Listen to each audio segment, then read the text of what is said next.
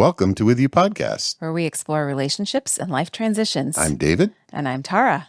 And we're celebrating another year of married life. Hey, happy anniversary. Happy anniversary. I can't believe it comes around faster every year. I don't know about that, but this one we spent apart.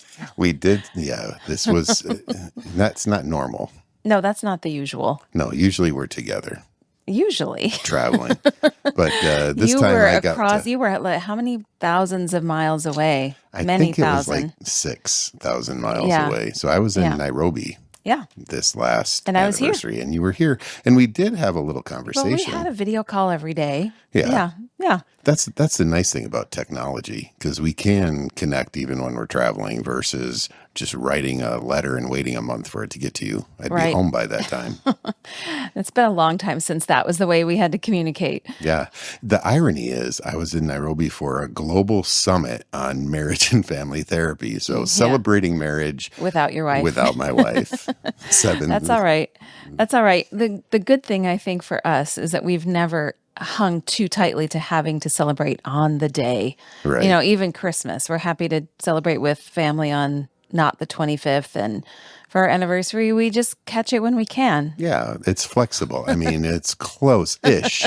It's anniversary-ish. Yeah. Like I have plans for you for tomorrow. Was that to do with our anniversary? Yeah. Oh, nice. Yeah. So nice. We'll go to another city and kayak. That sounds perfect. That seems to That's be exactly what we need to do. Get out in the boat, get out on the water, and just enjoy being together and then drifting apart. And some quiet time. And coming back together and saying, It's been chaos this summer. It has. Like chaos. What have you been doing? I mean, good chaos, but chaos. It feels like a sprint. How long can you sprint for before it's a bad thing? That's what we ask ourselves all the time. We keep trying to find the line. If only someone would have a podcast on resting and taking a break. Oh, yeah. Maybe we should listen to that one. Yeah. I think we acknowledged that wasn't our strong suit. Yeah. And it's been really good things and things that are building our relationship together, even though it's fast moving and a bit chaotic. Yeah. I mean, it's just I feel like we're at the peak of all of the things we've worked towards, both like personally and professionally, like our professional careers separately and together. Yep. All of those things are kind of at their peak. So we're saying yes to a lot of stuff and then, complaining about it. I don't think it's unique to us though, because like traveling this last few weeks, it's been chaos. Like the amount of people traveling, it feels like people are on the move again. There was we had that little break of reality for 2 years called COVID. Yeah, no, I've noticed that. I feel like it's a rebound effect. Like it's 5 years, it's been 5 years since COVID hit. And I think now people are just now really getting out. We're noticing that everywhere. In the airport, on the roads. It just trying to cross our street. Yeah. It feels like people are out and moving again. Because it was a quiet time. Like we'd walk through the neighborhood and never see another soul. and now we can't cross our street. But I think globally too, like the Europeans are not real excited about all the tourists coming in. Yeah, there's more Americans that go into Europe and there's like what are they calling it? Over tourism, like just a lot of overcrowding and people are just getting tired of the bustle and the hustle. Yeah, so instead of going on a big trip for anniversary, we'd rather just go find a river. Yep. Just kayak quietly down the river. A lazy river. If only it would go in a circle, like at the water park. That would be so nice. That's the hardest part. So I know a lot of people will go, drive and drop off. Upstream. Right. Yeah. And then have to get picked up, or I forget how people do it. Bring 2 cars. I don't know. We tend to just drive ourselves there in one car. We get into the river going against the flow so that it's easier coming back with the flow. That's right. So we go up, we turn around at some point, come back to our car, but with the flow of the river. Because we have energy at the beginning, and then we just coast. We've learned the hard way, I think. Yeah. When you're trying to go home against the flow, and you're like, I'm not moving. Well, you're excited at the beginning, and if you go with the flow, you're going a lot farther, and then you're like, oh no. Yeah. Like we now have to get back to the car. And there's that one time we were on the river that it was a little shallow. Oh my goodness. That was so funny. It was We not cool we because we went why? How did downriver. that You happen? were in We point. we You went ahead, well, we went to a place we'd never kayaked before. We thought we could right? get from this one bridge on the Fox River to another place. And you did fine. Well, not fine. I mean, it was very shallow. We got to a certain point. It was very shallow. I could feel my kayak kind of scraping the bottom a little bit, but I made it through. And then I displaced a I little more looked water. back. You're just completely grounded, I just know, sitting there and I'm on the scooting, rocks, like help, help. I'm like, what am I supposed to do? and you were doing this. You were laughing your butt off. Well, and bystanders, people walking down the side of the river, were enjoying it. Let's Yeah, just say. I had to get out Well, that's and what, because walk you were it like over. trying to, with your paddles, trying to push and you're scooching, scoot, Yeah, scoot, scoot. I want And people just to picture this this of is like calf deep. You need to get out and yeah. pull your kayak. I'm trying to paddle gravel to move me, and it was just not happening. Let's find a deeper place in I the think that river. was our last anniversary kayak trip. It might have been. So we always have fun We do. not at each other's expense. That's not the goal. No, but Sometimes it's it was a bonus. well, today we're going to talk about anniversaries. Yeah, we thought we would And talk about anniversaries. given that we just had one and it's been a good ride. And for everybody, anniversaries come around of one sort or another. And we're not just Yeah, talking about the anniversary of a wedding. correct. Anniversaries, well, like today's my birthday. It's the anniversary of my Hey, birth. happy birthday. Doing anything special? Yeah, we got people coming over in like a few minutes. Oh yeah, so we got to hurry. But yeah, so everybody celebrates the anniversary of something every Yeah. year. Things Yeah. come back around. We remember our bodies are wired for time somehow and Yeah. remembering things. And It's fascinating.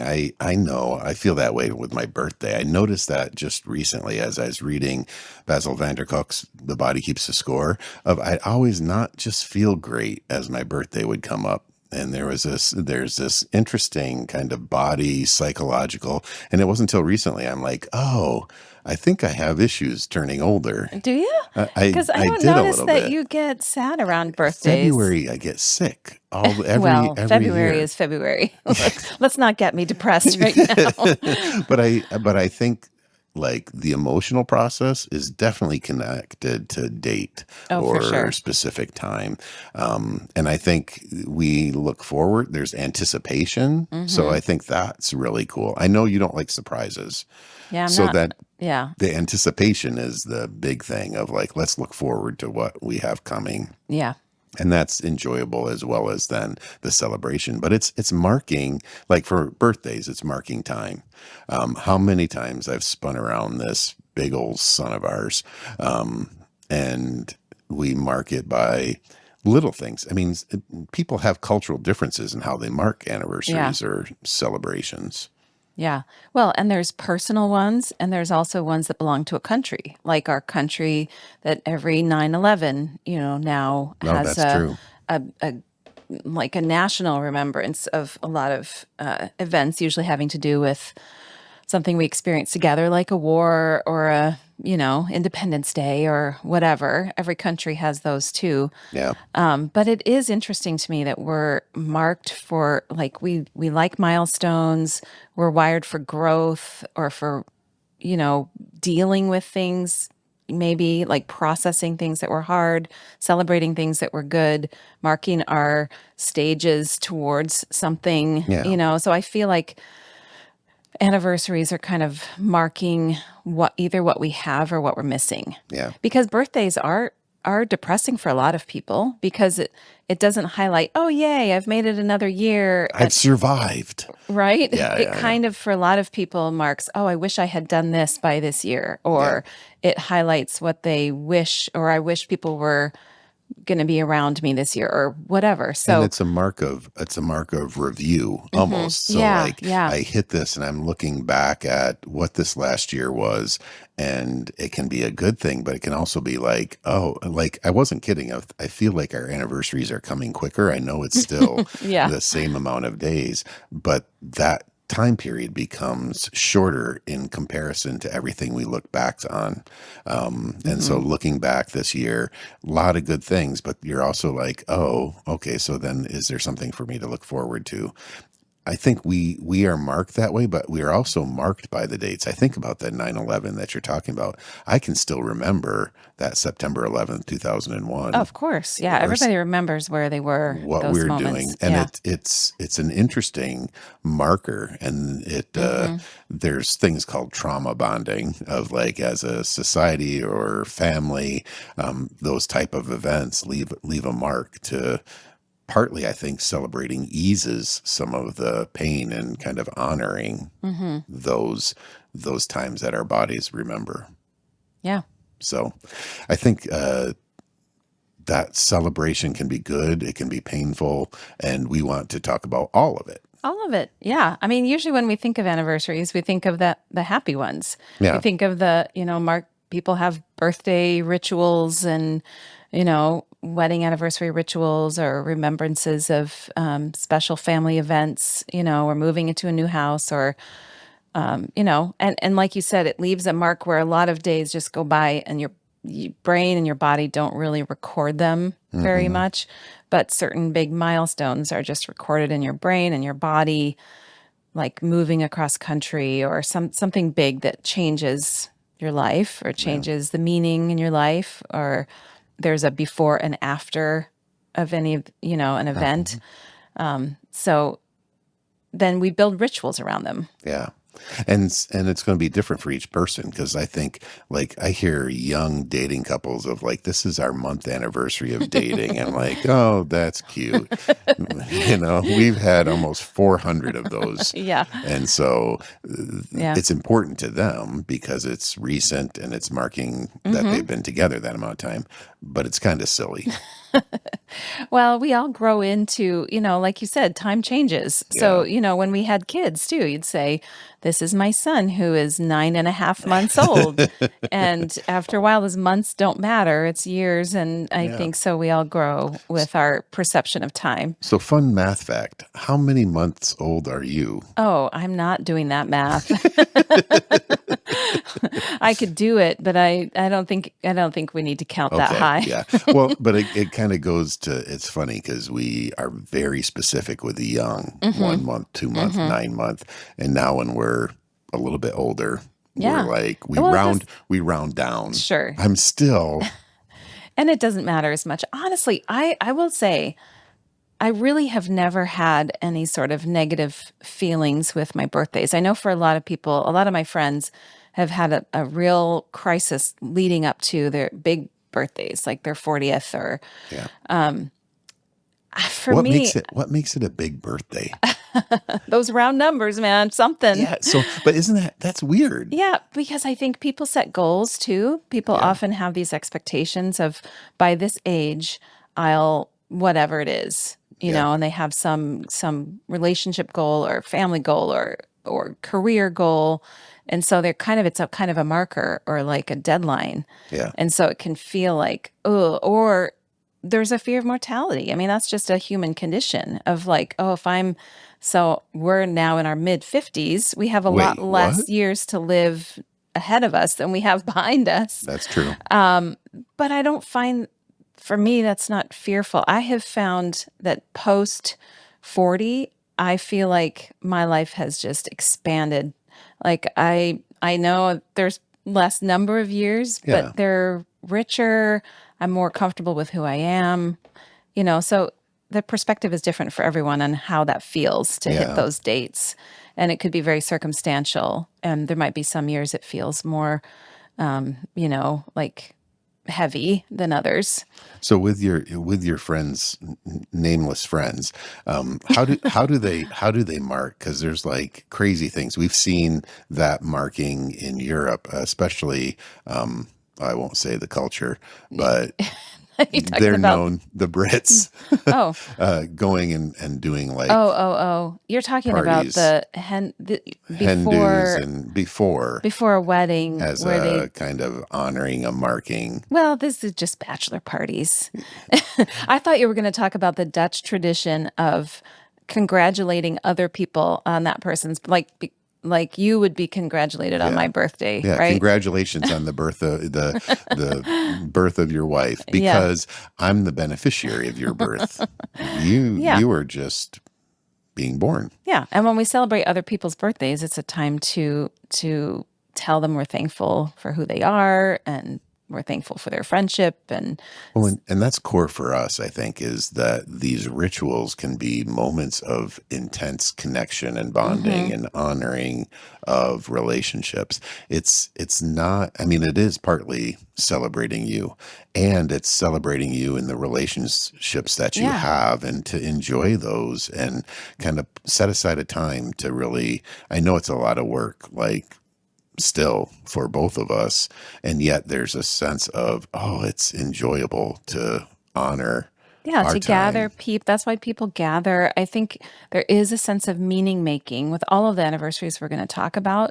That is another part of the human condition. Like we want to know, what does this mean? Yeah. What does this mean about who I am, or who I am in relationship, or what my future holds. So I think that's what kind of comes around at Yeah. anniversaries is meaning making of the event or just of that time in your life. And meaning making is so important because it's what the meaning is for the person. So I know for you, like, fellas, this is important. Fellas, hey No, fellas. hey, fellas, if you're married, know whether your wife likes a surprise party or not, and We can live and ways of learn. honoring. Well, because you want to honor in the way that the person enjoys, rather than what you think it should be, whether it's because of social media or what everyone else is doing. It needs to be custom to the person. Like, Sure. I threw a surprise birthday party for you once. Yes. Well, I was pregnant with Ryan. We were in between states. We're living with your parents. I Yeah, know, and it was all, it and was it was, very kind and very sweet. I brought people in from I know Arizona everybody and came. My from, parents came. Like it was quite an undertaking, and I'm really shocked that you were able to surprise me.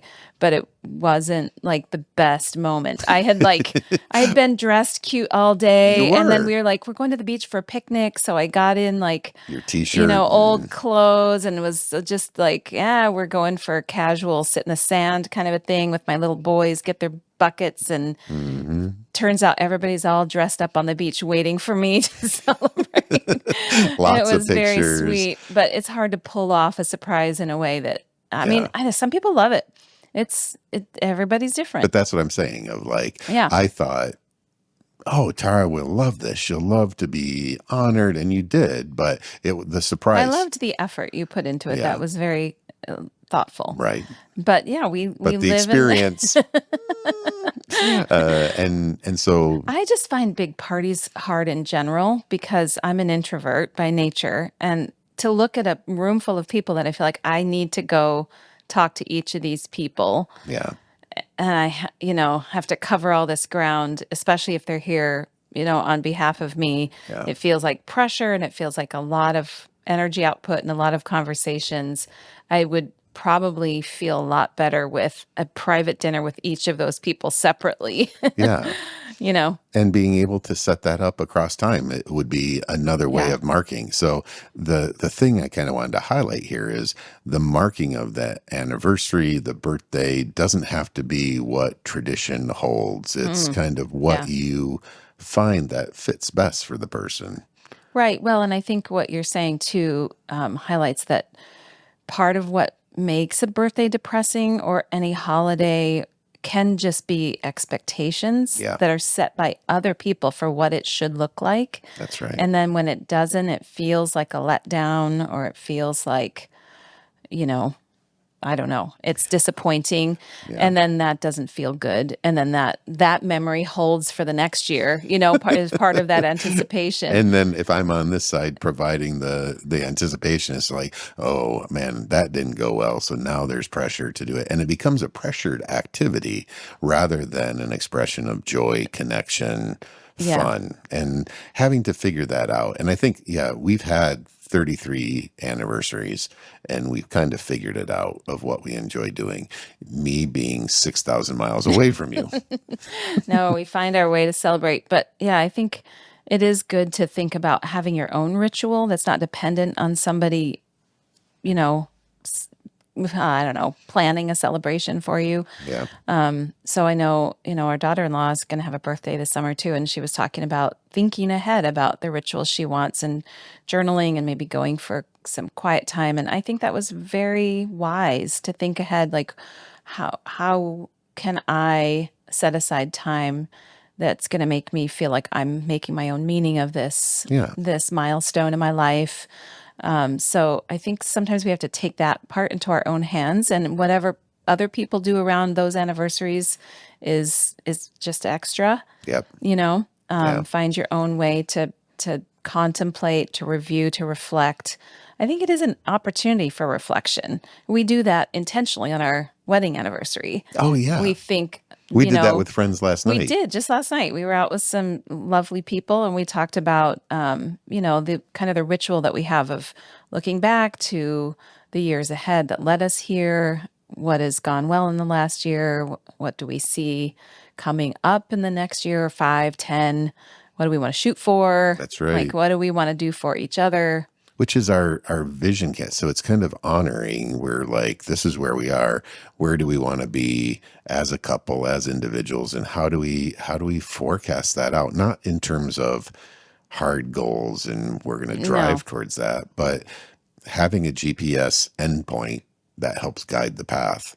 Yeah. And we recalculating every every Yeah, year. like those things don't have to be set in stone because that can lead to another set of disappointment, like, oh, it didn't meet that goal. Yeah. I think those have to be shifting, moving things sometimes. It's always holding these two things of expectation and connection, because I Mm. think if we don't hold both of them, we could have expectation that's not met, and it wounds us, rather than, oh, like you said, of I appreciate the thought that went into the surprise party. It didn't really fill me with joy, but yet knowing all these people showed up for me and we made an attempt to Yeah. surprise you was love. Yeah, And so it's holding always, both of those things, because I think sometimes people get the disappointment and they just hold to that of, then you don't understand me, you don't get me, and you can spiral down that then ends up doing the opposite yeah. of the relational satisfaction.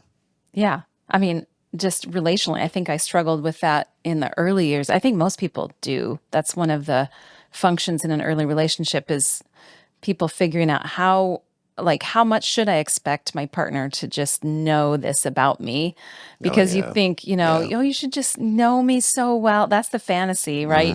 That you know Hmm. me so well, I don't have to tell you what I want or what I need. You know that you anticipate those needs. And I had to drop that dream I a believe few it's years. called a And fantasy. it is, and I understand that now. As a young, newly married person, I expected, like, that's kind of the goal of living with somebody, being married to somebody, is that we know each other so well that we don't have to spell out everything that we need or who we are, how we're changing. But I realized that's really unrealistic. And Yeah. once I let go of that, that was freed up Yeah. a lot of space in our relationship for Yeah. just saying, you know what, I'm just going to tell you this is how you can help me. This wasn't helpful. I don't have to Yeah. just be disappointed or upset when you missed that, Right. that mark. And it helps in terms of the idea of to know and be known. It's like, I want you to know me so well.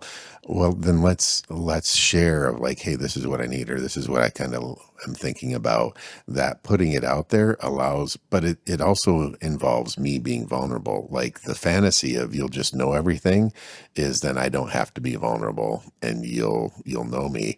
There's a part of it of like, oh, I have to open up and I be guess, vulnerable. I guess, but it is kind of I don't know. Maybe it's just an idealistic view of what a couple relationship can look like. It's just knowing each other so well that you don't even need don't even need to ask.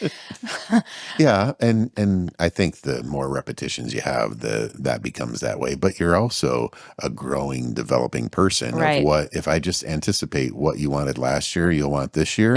That's assuming then static kind of behavior. I know, but I'm laughing because we're talking about this all in terms of like what Tara needs. And actually, You I don't don't, need hardly that's the anything. part of the Just problem. me. You just need me.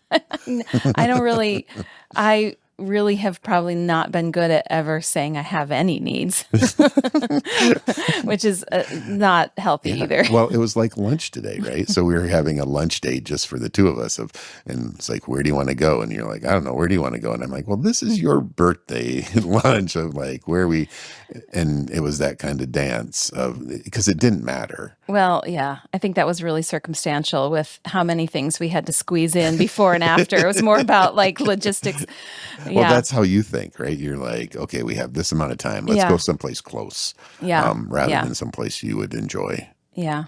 Yeah. And we really wanted to address because as we talk about anniversaries, we're talking a lot about the happy ones. But Yeah. anytime we talk about anniversaries, our body also remembers events that are painful and really hard things in life. Yeah. And so I didn't even realize how big a thing that was until I joined your family. Yeah. And, the loss of your sister, those dates are really ingrained in your family's rhythms Yeah. and really important. And that was the first time in my life that I realized how important those anniversaries are Yeah, of and loss. acknowledging it Yeah. is acknowledging tenderness, and so yeah, the 21st of June had a grandparent die, my sister die on that day, and it ends up being around Father's Day, Mm-hmm. and so there's all of these mixed emotions that Mm-hmm. happen, and if we don't talk about them, I mean, for years I tried to avoid thinking about it, talking about it, and my body would respond in Mm-hmm. terms of stomach problems and headaches and you see that Basil Vandercook's book, The Body Keeps the Score. If we're not emotionally processing these things and finding rituals to do that, Mm-hmm. it's going to come out one way or the other, and it comes out physically, which isn't super great. Yeah. So just acknowledging it doesn't mean it's not happening in your brain and your body. Right. Trying to avoid it, which is what I was doing, really had a significant impact on my physical health. And so really having parents of like, no, let's talk about this honor. And it's really hard. I mean, it's not easy to have those conversations. It is now. It's been 42 years, but there's still like, we call each other on the 21st of June to Mm-hmm. touch base, to And on her remember birthday. her. Yep, and Mm-hmm. we could remember her birthday. But these notable events, it's a remembrance of her, and I think it's somewhat tied to our faith background. We see the Jewish people and the Hebrew people in the Old Testament. When God does something or when there's a painful event, they stack stones of remembrances, and it's the corporate communal way of let's remember this because it's Mm-hmm. shaped us, that we can then talk about it when we see it. It brings it to the forefront. It makes the memory more tangible Mm-hmm. than not. I know people in our community, when my sister died, they planted a tree outside the elementary school, and so there was really a connection for the community. Now that tree died, Yeah, and that's a peril. yeah, and I mean, our family has a sense of humor, kind of a morbid sense of humor, so it was kind of funny. And just replace the tree, and Mm-hmm. again, that specific tree wasn't as important as what it symbolizes. And I think that's where, for you and I, the date isn't as important as there's an acknowledgement of this timekeeping. Yeah. Yeah. I mean, I just find it fascinating that our bodies do this sort of cyclical thing where we remember the time because we've had our own losses in our own life. Yeah, And sometimes because they weren't, our miscarriages, I hadn't known these children like yeah, physically, yeah. but there's something about that time period that still comes up, you know? Mhm. Yeah. Well, and it's interesting. Like, this is how absent I was. I don't know what those dates are. Do you remember those I dates? do. Yeah. Yeah. And so it's the grief is going to have a different impact Hmm. on, and how do we share that versus how do the one person be left alone in that?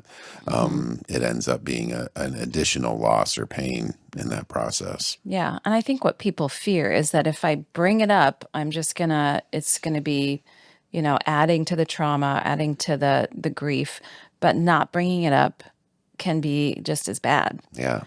So I think what we're saying is that it exists and that our bodies, especially on those dates, those anniversary dates of a hard event or a loss, our body and our brain is going to be processing that. And it's healthy Yeah. to honor it in some sort of way.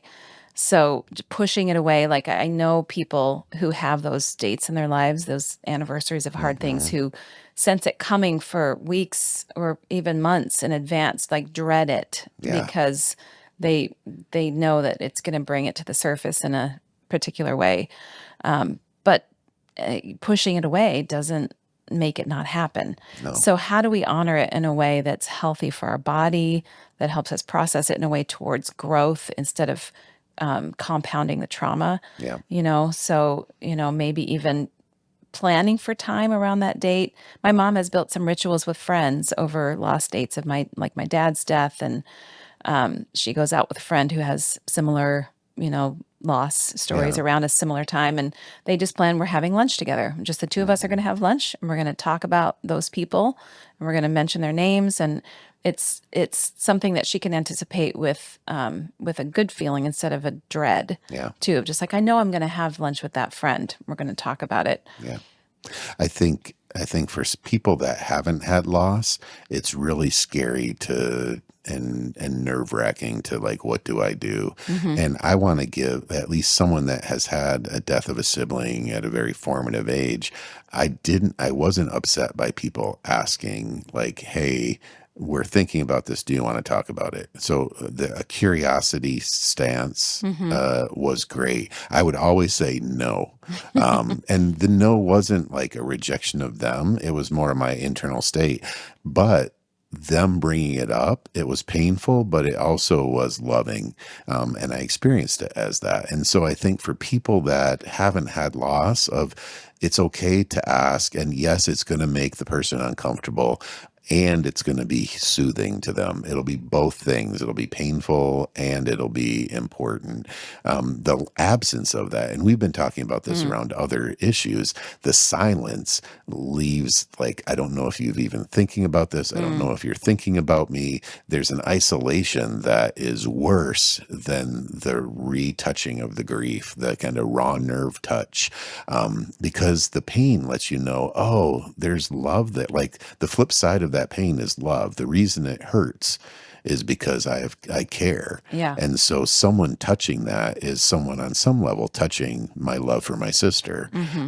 Now I might be like, yeah, I'm not interested in doing that right now. That's not a rejection of you. Hmm. That is a comment of, I don't want to feel this pain, or I don't want to cry in public right now, or, this isn't the time or the place. Yeah. All of those things might be, but I so appreciate people remembering the date and reaching out, whether it's a text. Hmm. And it is painful and sad, and it's beautiful to see how people love me and are thinking about me Hmm. as a personal story. So I want people to know that haven't had that are afraid of doing anything.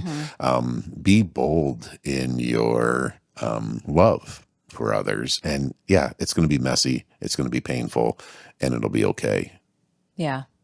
That trying, even if it's not the right thing, is better than the silence. Yeah, the silence is deafening.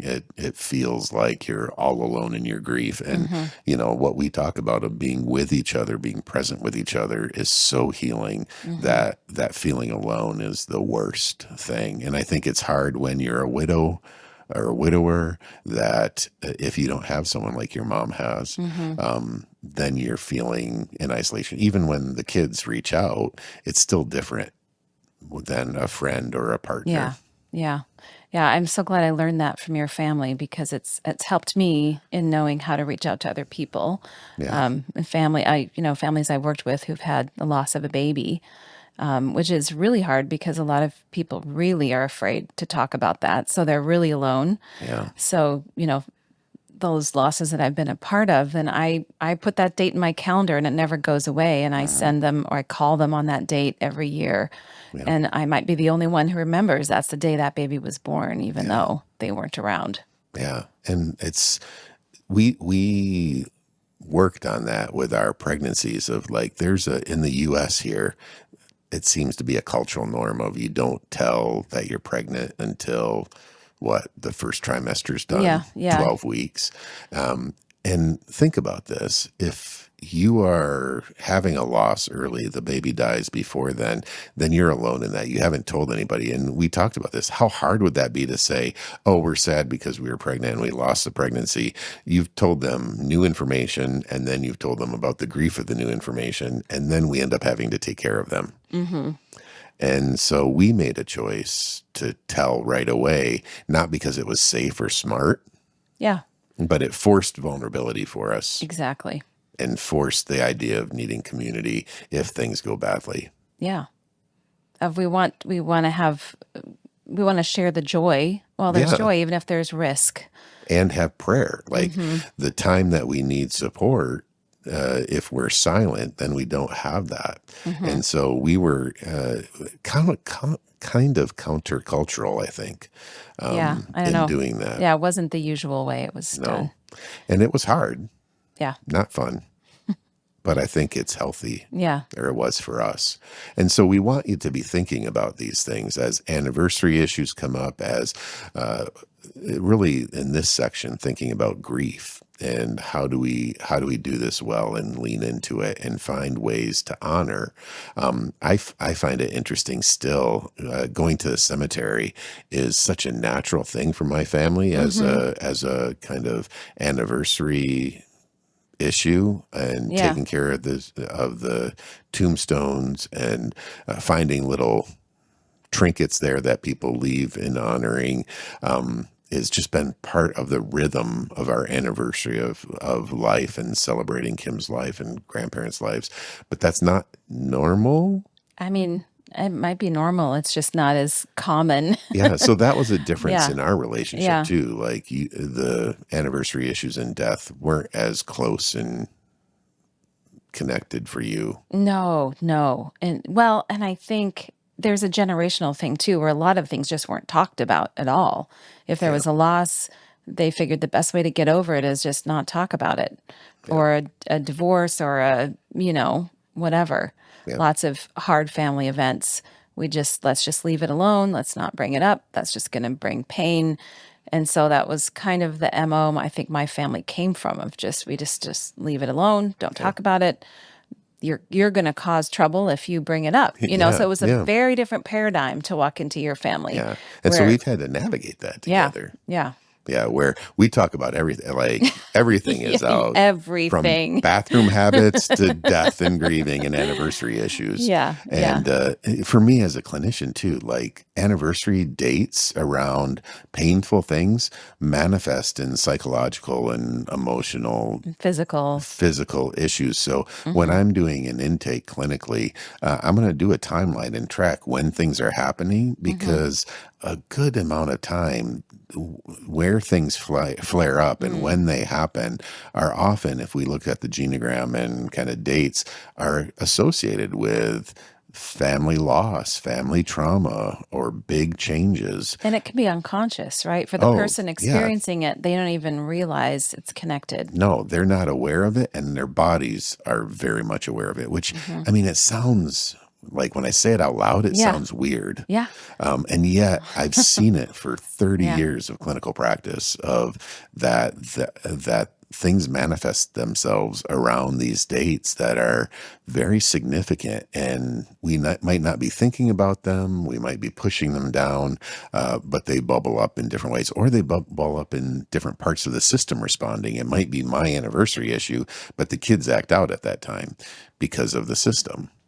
Yeah. And so one thing to think about is when there are struggles and when there are periodic struggles of looking at the dates and thinking about important joining, loss, transitions that have happened around that time and how you're navigating that together.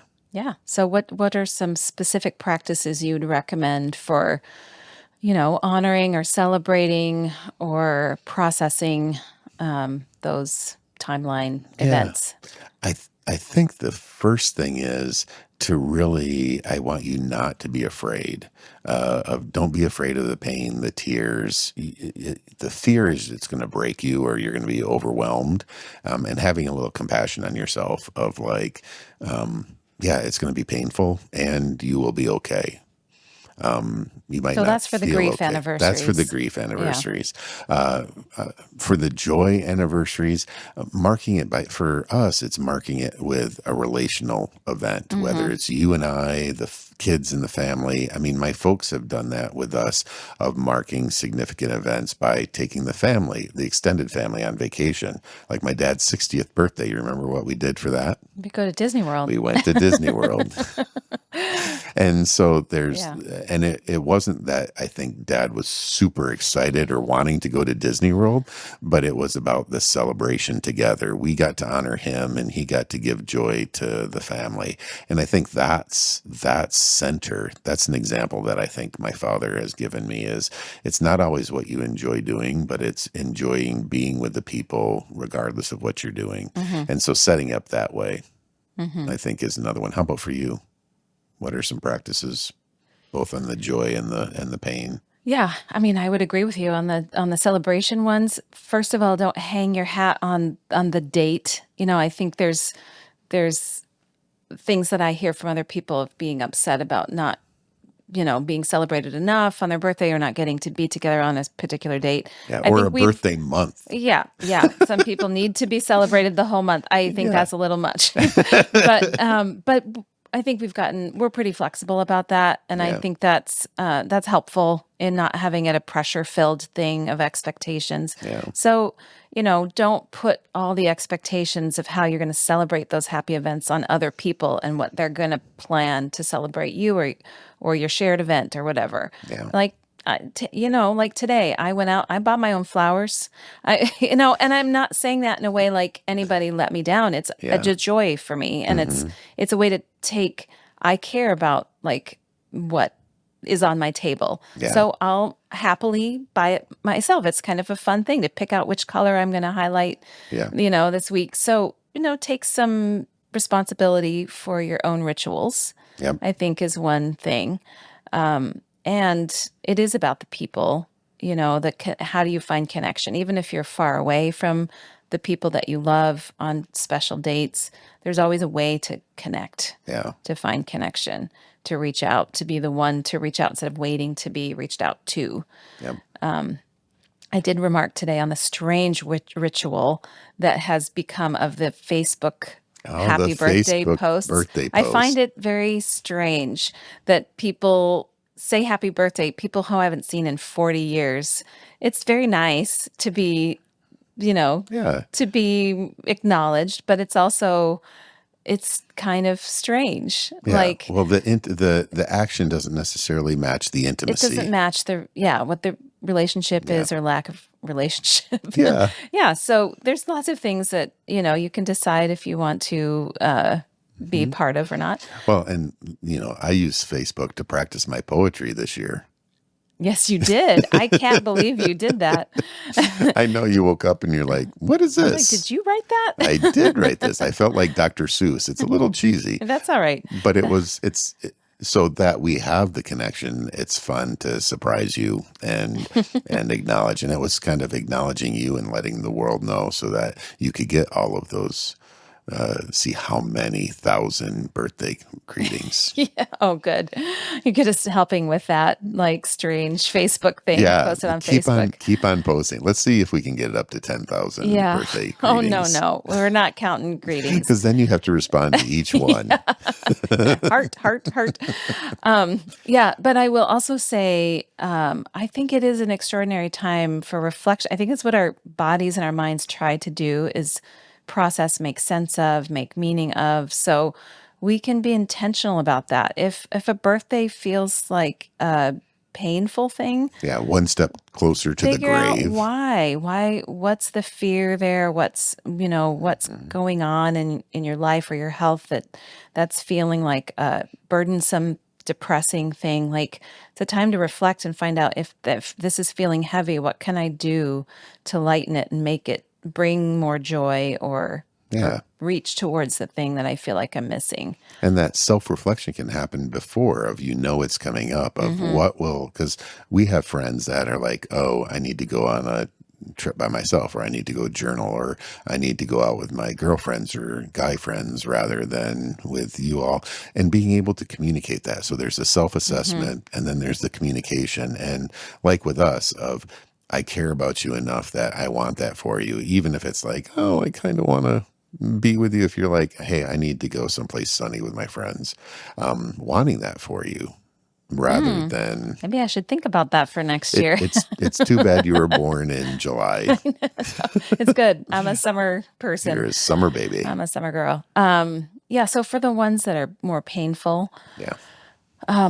I don't think I have been good at building my own rituals for those. I think that's something I'm still learning, that I need to acknowledge that those things, they keep coming back around. And so how do you think ahead and make space for that? Yeah. To just not keep, my MO with anything that's painful is to just, and that's part of what our busyness is. Like, if I just keep busy, I won't have to sit and think too much. Yeah. So making time for that, I think, would be a healthy thing. Yeah. And sometimes it's helpful. Sublimation is the psychological term of where, like on Father's Day or on the 21st, we try to go to a baseball game. It's not that we're avoiding thinking about Kim, but it's also realizing life goes on. And so there's an acknowledgement and then there's a living part of it. And I think the grief part is, again, holding both things of lament and mourning and sadness and joy and love of what we do have, and living in that space. And it's going to, at different years, it was balanced differently. And so, but seeking out the balance of looking at both of those things, and it might be heavy on grief one year, heavy on play another year, but thinking about that balance on those anniversary days is really important. Yeah.